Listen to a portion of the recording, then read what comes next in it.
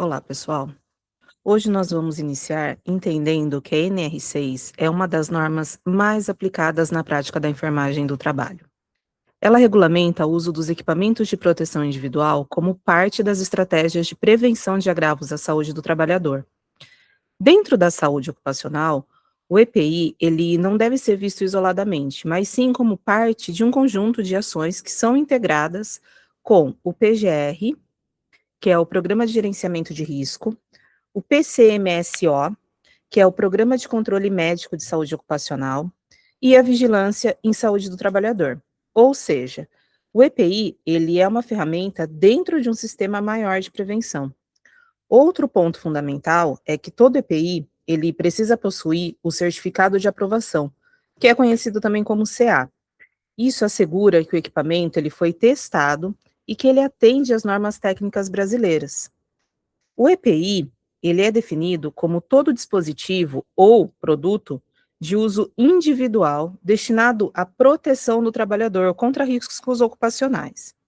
Na prática da enfermagem do trabalho, é essencial vocês compreenderem que o EPI, ele atua na proteção individual, mas ele não elimina o risco na fonte. Ele vai atuar como uma barreira física ou química, né? A classificação prática.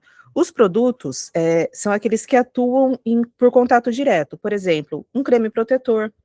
Já os dispositivos são aqueles vestíveis, né, ou que são acoplados ao corpo, como máscaras, luvas. Então a gente acaba tendo aí um ponto bem crítico, né, que o EPI, ele não previne o acidente, mas ele minimiza as consequências. E isso é fundamental para a educação em saúde. Por quê? Muitos trabalhadores, eles acreditam que estão seguros apenas, né, quando utilizam o EPI, e não é bem assim. E aí a gente tem, eu coloquei aqui para vocês, né, a classificação dos riscos ocupacionais. Então, na enfermagem do trabalho, nós trabalhamos com a classificação dos riscos. Então, nós temos riscos físicos, né, que é o ruído, a vibração, a radiação, a temperatura extrema. Nós temos os riscos químicos, que são substâncias tóxicas, poeiras, vapores, que podem causar intoxicação, dermatite, doenças respiratórias. Nós temos os riscos biológicos, né, que são vírus, bactérias, fungos, muito relevante, pessoal, na área da saúde, né, que a gente acaba tendo aí a exposição a material biológico. Nós temos os riscos mecânicos e acidentais, que são as quedas, os cortes, os impactos, e associados a traumas físicos. Então, o enfermeiro e o técnico de trabalho, ele deve correlacionar, né, o risco com o EPI adequado e avaliar ali a efetividade dessa proteção. Nós temos também o equipamento de proteção conjugado, que é o ECPI. O ECPI, ele é extremamente relevante na prática hospitalar e industrial. Ele consiste na associação de múltiplos EPIs para a proteção simultânea. Então, por exemplo, na enfermagem, nós temos a luva, mais a máscara, mais óculos, mais o avental. E isso é muito comum, né, em situações de isolamento, procedimento com risco biológico, exposições a aerosol. O profissional, ele deve sempre avaliar se o conjunto está adequado e se isso não gera riscos adicionais, como desconforto térmico ou até mesmo a limitação de movimentos. Nós temos uma hierarquia, né, nas medidas de controle.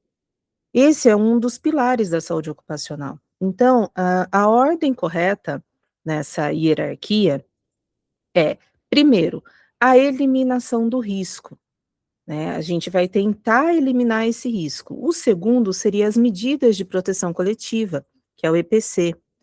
Terceiro, as medidas administrativas. E por último, o EPI, né? Isso, gente, é essencial para provas, né? Cai muito em questões de provas e na questão prática profissional. Então, na enfermagem do trabalho, nós devemos sempre questionar: esse risco, ele poderia ser eliminado, desculpa, ou reduzido, né, antes do uso do EPI? Porque o EPI ele acaba sendo a nossa última opção. Tá? Muitas pessoas acham que o EPI é a primeira opção na questão de segurança do profissional, e não é, tá? Ela acaba sendo a última. Então a gente sempre tem que se perguntar se esse risco poderia ser eliminado, se não puder, reduzido.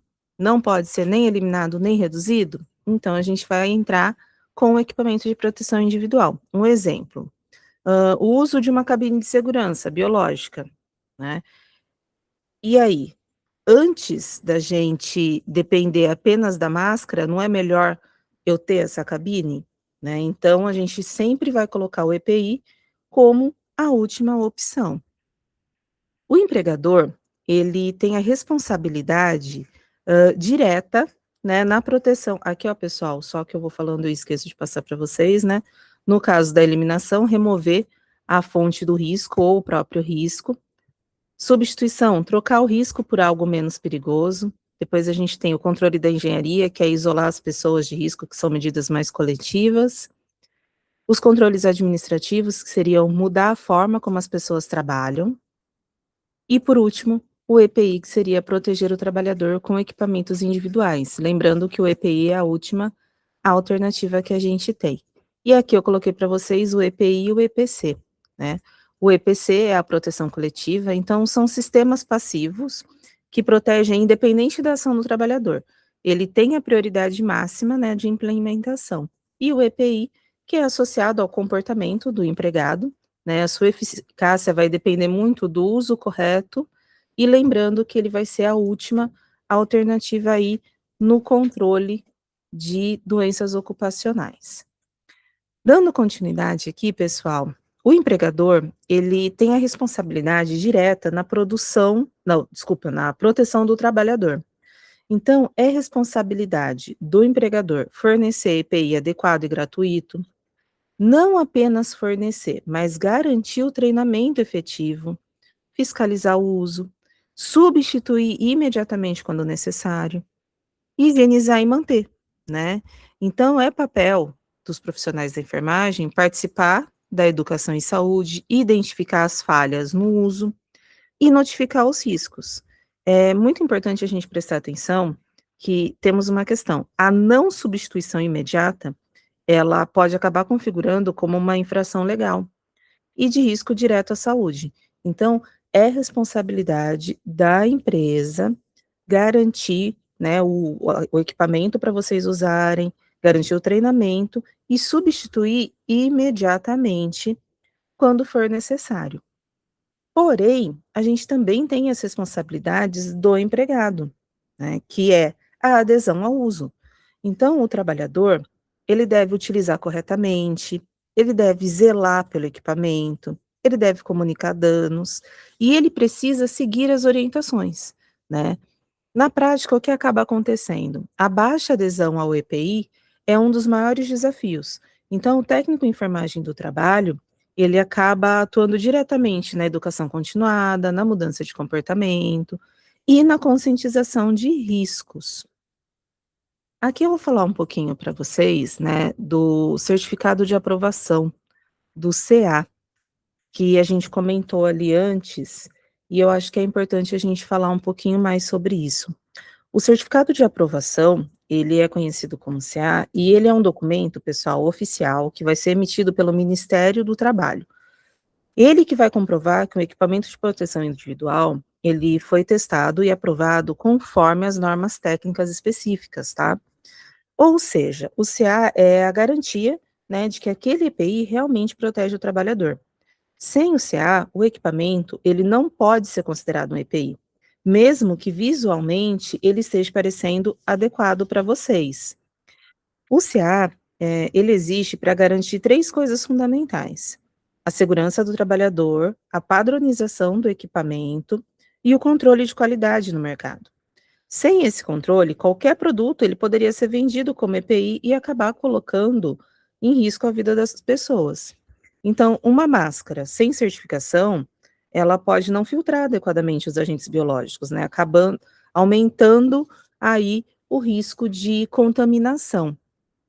E aí, para que um EPI ele receba o CA, ele vai passar por um processo muito rigoroso. Então, o fabricante ou o importador, ele vai se cadastrar no órgão competente, ele vai enviar o EPI para teste laboratorial. Os testes, eles são feitos por laboratório credenciado ou acreditado, né, e é emitido um laudo técnico. O Ministério do Trabalho, ele vai analisar e emitir o CA, né. Esses testes vão avaliar resistência, eficácia de proteção, durabilidade, segurança. E o fabricante, ele não pode simplesmente declarar que o produto é seguro. Ele precisa comprovar, né, que é seguro. O CA, ele contém diversas informações técnicas que são extremamente importantes. O tipo de EPI, a finalidade, ou seja, contra qual risco protege, normas técnicas que são atendidas, o nome do fabricante e do importador, o número do laudo técnico, nome do laboratório, possíveis restrições de uso, ou seja, o CA ele não é apenas um número, ele vai descrever como e para que o EPI ele deve ser utilizado, tá? Quando a gente fala, né, no CA, ele não vai ser permanente, então ele tem uma validade. A regra geral, até 5 anos, tá? Quando não vinculado ao sistema de certificação, ou conforme a avaliação do sistema de conformidade. Pessoal, é muito importante a gente entender que um CA vencido é igual a um EPI inválido. Então, ele não pode ser utilizado, tá? Ele não pode ser fornecido ao trabalhador. E isso é frequentemente cobrado em prova, tá, pessoal? Quando vocês vão fazer algo relacionado aí à enfermagem do trabalho, isso é uma coisa que eles costumam perguntar bastante, né? E aí a gente tem também a questão da diferença entre a validade do CA e a validade do produto, né? Isso é um ponto que gera muita confusão. A validade do CA, ele é relacionado à certificação do equipamento. Já a validade do EPI, que é o produto, ele é relacionado ao material, por exemplo, o prazo de uso, desgaste. Então, um exemplo, uma luva, ela pode estar dentro do prazo de uso, mas se o CA estiver vencido, ela não pode ser utilizada como EPI, porque é como se a gente não tivesse a garantia de que esse EPI está, apto, né, que ele realmente vai proteger o colaborador. Então, o CA, ele pode ser renovado, e a renovação, ela mantém o mesmo número, né.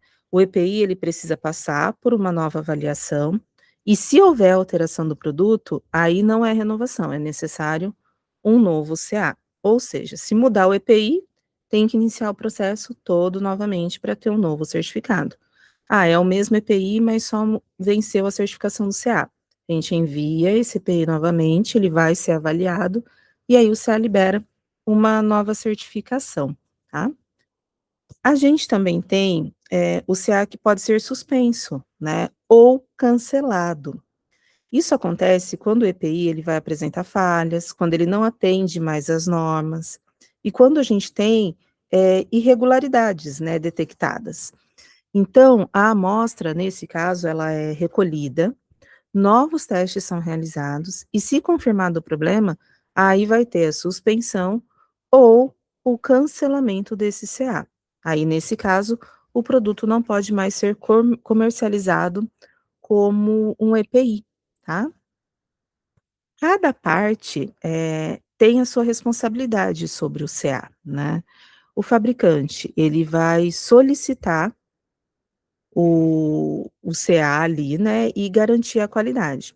Já, gente, o Ministério do Trabalho, ele vai emitir, renovar, suspender ou cancelar esse CA. O empregador, ele tem que fazer a aquisição do EPI que esteja certificado e com certificado válido, e o profissional da saúde, ele deve verificar e orientar o uso correto, né. Então a verificação do CA, ela faz parte da rotina de inspeção e de auditoria. Na prática profissional, o CA, ele é essencial para garantir proteção real ao trabalhador, para evitar o uso de EPI ineficaz, para cumprir exigências, para prevenir acidentes e doenças ocupacionais. Então, por exemplo, durante uma inspeção, a equipe de enfermagem do trabalho, ela identifica máscara sem CA. Então, isso deve ser notificado e deve ser solicitada a substituição imediata desse EPI, tá? O CA, ele pode ser verificado de várias formas. Ele pode ser verificado no próprio EPI, é para vir gravado ali. Ele pode ser verificado na embalagem, em fichas de controle da empresa, Em sistemas oficiais, né, o profissional ele deve sempre conferir se o CA existe, se está legível e se está dentro do prazo de validade. Alguns erros, eles são bem frequentes, né, que é usar EPI sem CA, utilizar EPI com o CA vencido, não verificar a compatibilidade com o risco e acreditar que qualquer equipamento é um EPI. Esses erros, eles comprometem a segurança e eles podem gerar responsabilidade legal, né. O uso do EPI sem o CA pode gerar multa para a empresa, responsabilização civil, problemas trabalhistas, risco à saúde do trabalhador. Ou seja, não é apenas uma questão técnica, mas é uma questão legal, né. E para a gente finalizar essa questão sobre o CA, ele é o que transforma um produto comum, gente, em EPI, né, reconhecido legalmente. Ele garante que o equipamento ele foi testado, foi aprovado e que ele é seguro. Então, na prática da enfermagem do trabalho, verificar isso é uma ação essencial de cuidado, de prevenção e de responsabilidade profissional, né. Agora, a gente vai começar a falar um pouquinho dos desafios e problemas no uso do EPI. Então, existem algumas questões como sobrecarga térmica, desconforto, eh, e essas coisas elas acabam, eh, fazendo com que o profissional ele não queira, né, utilizar o EPI. Então, risco de contaminação se tiver falha na manutenção. Uma coisa que pega muito, gente, é essa sobrecarga térmica e o desconforto, né, especialmente em ambientes quentes. Muitas vezes o profissional, ele tá ali no ambiente extremamente quente, com todo o EPI, mas tá incomodando, então a gente precisa ficar muito atento a isso, porque isso é uma coisa que acaba prejudicando muito a qualidade do profissional e expondo ele, né, a um maior risco. Então, na prática assistencial, a gente tem algumas questões, né. Creme protetor é EPI, protetor facial é um EPI, e protetor solar, será que é EPI? O protetor solar, ele não é um EPI, tá. Mesmo ele sendo muito importante na saúde, o protetor solar, por exemplo, ele não é reconhecido pela NR6. Então, todo equipamento que protege é EPI? Né. Essa é uma das maiores confusões, pessoal. Nem tudo que protege o trabalhador vai ser considerado EPI pela NR6, né. Para a gente considerar, um equipamento de proteção individual, ele precisa estar previsto na NR6 e ele precisa possuir a certificação do CA, né. Eu vou dar aqui para vocês alguns exemplos que protegem, mas que não são EPIs. Uniforme hospitalar, jaleco comum, boné, protetor solar, colete reflexivo em muitos casos, né. Na prática da enfermagem, um jaleco ele vai proteger contra a sujeira, mas ele não vai ser considerado um EPI legalmente, a menos que ele tenha funções específicas de proteção e que ele venha com o CA. Né. O protetor solar, por exemplo, muito comum, né, nas questões em saúde e em trabalho externo, o protetor solar, ele protege contra a radiação UV, mas ele não é considerado um EPI, ele não possui CA e ele não está no anexo da NR6. Então ele é uma medida de proteção à saúde, mas não é regulamentada como EPI. Então, o empregador ele pode fornecer o protetor solar, mas isso não vai substituir o uso do EPI obrigatório, tá? Então, o que que a gente tem ali? Uma outra confusão muito clássica, né? Creme protetor de segurança é EPI? Possui CA? Protege contra agentes químicos? Sim, né? Então, o creme protetor ele é diferente do protetor solar. Um outro equipamento que a gente tem, né, a máscara cirúrgica. Isso é igual a uma proteção respiratória completa? Isso é um erro, gente, muito grave na área da saúde. A máscara cirúrgica, ela vai proteger contra gotículas, mas ela não vai proteger contra aerosol, né. A gente tem a N95, essa sim vai proteger a gente contra aerosol. Então, no atendimento a um paciente com tuberculose ou com covid, A gente não pode utilizar uma máscara cirúrgica comum, porque ela não vai ser suficiente. A gente precisa fazer uso de uma N95, porque aí sim nós estaremos protegidos, né? O uso incorreto dos EPIs, eles podem levar à contaminação do profissional. Então a gente tem aquela sensação, se tem EPI, será que eu estou seguro, né?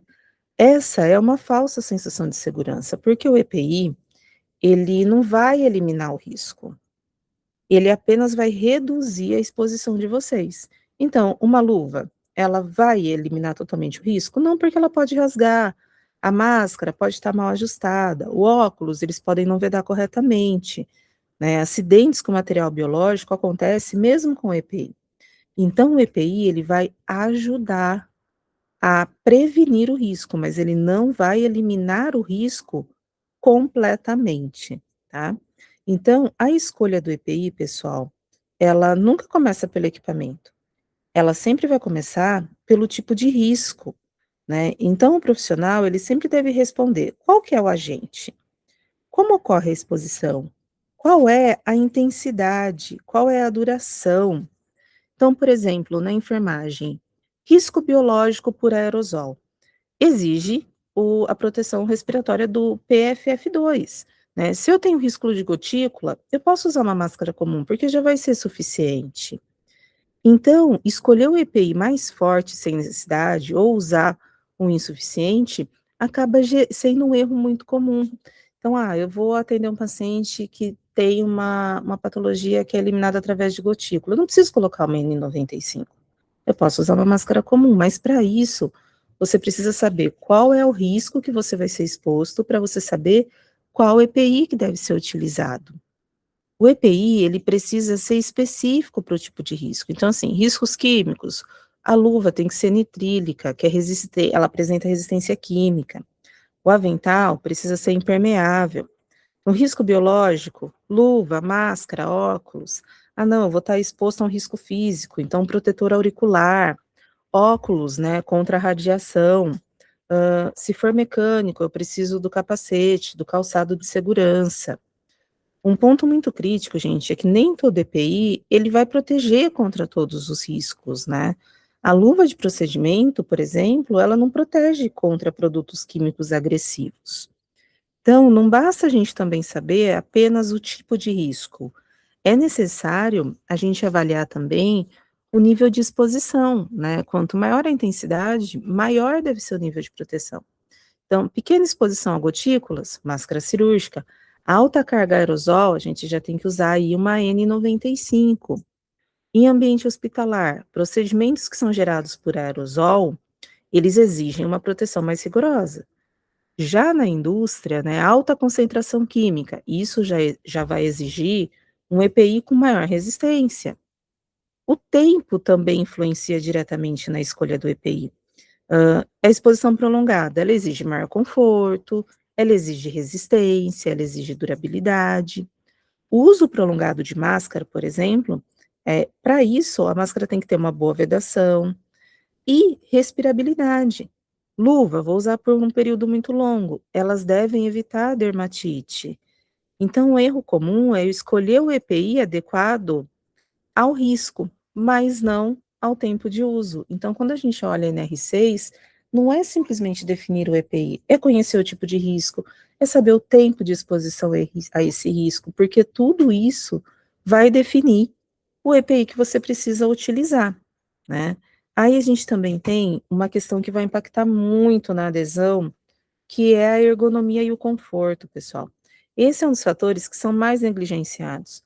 EPI desconfortável é igual ao trabalhador tirar o EPI e, consequentemente, a gente tem um aumento do risco de contato desse colaborador com algum produto ou com o ambiente, né, que está inadequado. Então, a gente tem que avaliar o peso, o ajuste, a ventilação, a mobilidade. Uma máscara muito apertada, ela vai causar dor. O que que o trabalhador vai fazer? Vai afrouxar. A hora que ele afrouxar essa máscara, vai perder a vedação. Então, o papel de vocês é observar, né, o comportamento real e não apenas as questões teóricas. O EPI, ele precisa se adaptar ao corpo do trabalhador. Então, máscara sem vedação é igual à entrada de contaminante. Luva larga, perda de precisão. Avental quando está pequeno, exposição corporal, né. Teste de vedação é essencial para a gente saber se realmente essa máscara ela está sendo efetiva. Se a gente não tiver o ajuste correto, a nossa proteção vai ficar comprometida, né. Então, todo EPI ele deve conter isso daqui, pessoal, é uma coisa também que é muito importante a gente salientar, é que lembra que a gente falou do registro do CA? Então todo EPI, gente, tem que ter o nome do fabricante, do importador, o lote e o CA, a gente tem que ficar muito atento, porque isso vai permitir para a gente um controle de qualidade, uma investigação de falhas e uma segurança jurídica, porque se tiver algum problema, for puxar e esse equipamento de proteção individual não estiver dentro das conformidades, isso tem impacto legal, né, nas questões do nosso trabalho. É extremamente importante na enfermagem, gente, a gente se atentar também para os respiradores purificados, por exemplo, a N95, que é usado contra aerosol. Respiração respirador de adução de ar, né, que são usados em ambientes externos. Nem todo respirador, ele serve para todo risco, né. O PFF2, ele não vai proteger contra a falta de oxigênio. Então a gente tem que sempre estar muito atento aos EPIs que nós temos, tá. E aí a gente tem a questão do não uso do EPI, né, como que funciona isso? O trabalhador ele precisa estar treinado e isso precisa ser supervisionado, o uso correto. Então o profissional não está usando, isso precisa ser notificado, tá. Pra gente encerrar, gente, essa aula, o mais importante para vocês é que vocês têm um papel fundamental na educação em saúde, na fiscalização do uso desses EPIs, na identificação dos riscos e na promoção da segurança, né, integração também com os programas ocupacionais. E lembre-se, o EPI, ele é uma ferramenta, mas quem vai garantir a sua efetividade é a atuação da equipe de saúde, né. O uso correto do EPI pode prevenir agravos, pode reduzir risco de acidentes e salvar vidas, mas ele nunca deve ser a única estratégia. A verdadeira prevenção, ela vai começar no controle de risco. E vocês são a peça-chave nesse processo.